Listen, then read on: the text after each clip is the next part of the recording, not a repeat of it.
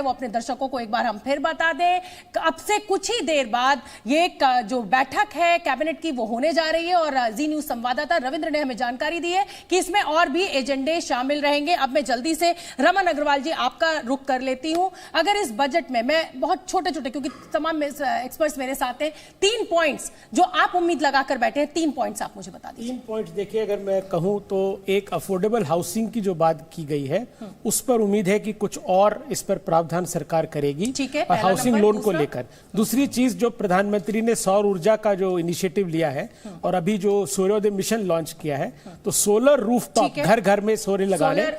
और तीसरी बात जो आपने कही किसान की, वो पीएम किसान में कुछ आशा है कि वो राशि बढ़ाने की उम्मीद है। तो ये 3 मुद्दे हैं जिन पर मुझे उम्मीद है कि कुछ ना कुछ जरूर होगा इस बजट। जी नीरज जी, मैं आपसे भी जानना चाहूंगा, क्योंकि इसके अंदर ये अंतरिम बजट है, फाइनेंस बिल पूरा नहीं इसके अंदर आ रहा है, लेकिन टैक्सेशन एक बहुत बड़ा चैलेंज रहा है। अगर टैक्स एक्सपर्ट के तौर पे मैं आपसे जानना चाहूं कि टैक्स में क्या कुछ सुधार किए जा सकते हैं। और देखिए, राहत की उम्मीद हर आदमी कर रहा है, सैलरीड क्लास, और देखिए इनकम टैक्स देने वालों ने, जो डायरेक्ट टैक्स देने वाले हैं, 8 करोड़ से ज्यादा उनकी संख्या हो चुकी है, यानी वो ईमानदारी से दे रहे हैं और 24% बढ़ोतरी हुई है अगर आप बीते 10 सालों के अंदर देखें। तो क्या उनके लिए किसी सुधार की उम्मीद की जानी चाहिए इस बजट के अंदर, और क्या सुधार हो सकते हैं आपकी नजर? 3 पॉइंट्स। देखिए, हर एक आम आदमी चाहता है कि उसको इनकम टैक्स में छूट मिले।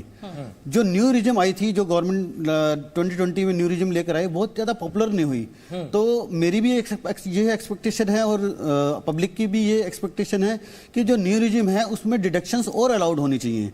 इंटरेस्ट ऑन हाउसिंग लोन की डिडक्शंस अलाउड होनी चाहिए। चैप्टर 6 से की जो 80C की डिडक्शन है, मेडिक्लेम की डिडक्शंस हैं, वो अलाउड होनी चाहिए।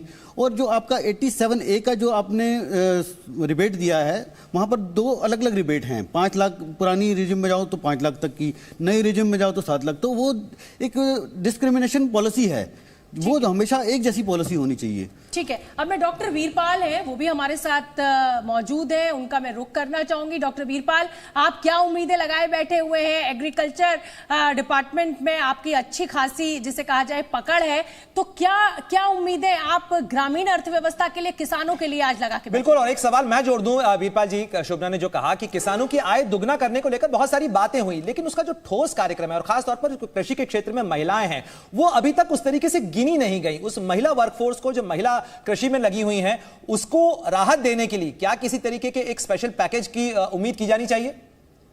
देखिए, मैं आपको बताना चाहूंगा कि हमारे देश के 2 प्रहरी, एक खेत का और एक देश की सीमाओं का।